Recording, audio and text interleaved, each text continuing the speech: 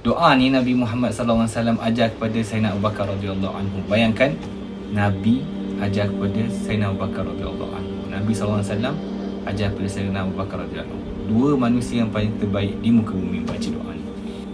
Allahumma inni zalamtu nafsi zulman katsira wa la yaghfiru dhunuba illa anta faghfir li maghfiratan min 'indik warhamni innaka antal ghafurur rahim. Ya Allah, sesungguhnya aku telah menzalimi diriku dengan kezaliman yang besar, dan tiada yang dapat mengampuni dosa kecuali-Mu. Maka ampunilah daku dengan keampunan dari-Mu. Sesungguhnya Engkau lah Maha Pengampun lagi Maha Penyayang. Mari kita fahami apa maksud doa ni. Ya Allah, sesungguhnya aku telah menzalimi diriku dengan kezaliman yang besar. Ini maksudnya kita sedar, kita mengaku akan kesalahan diri kita. Ini paling penting sekali dalam apa-apa doa pun, kita kena mengaku dulu. Lagi-lagi doa minta ampun, kita kena mengaku dulu kita salah. Itu menunjukkan kita bertaubat, itu menunjukkan kita menyesal. Kalau kita nak minta ampun tapi kita tak menyesal, tak sama.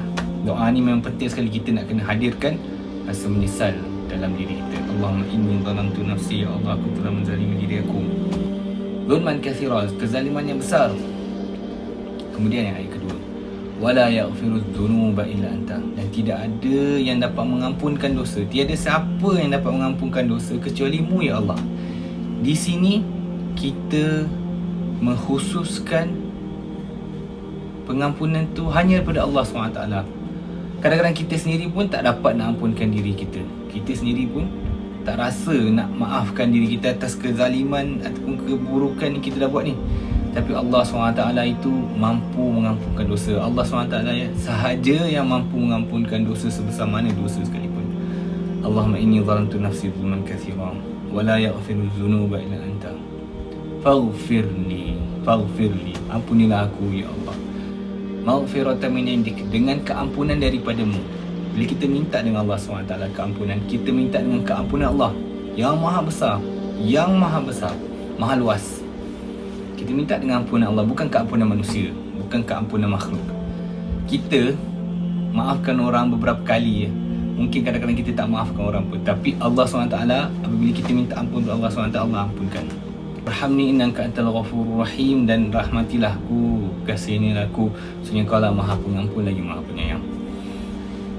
Ini adalah cara untuk kita doa dengan minta ampun kepada Allah SWT, dan nescaya Allah SWT ampunkan semua dosa-dosa kita.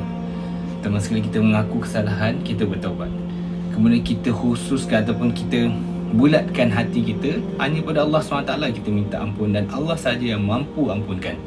Yang ketiga baru kita minta ampun, faghfirli, ampunilah aku, dengan keampunan, bertawassul dengan keampunan Allah. Keampunan Allah maha luas.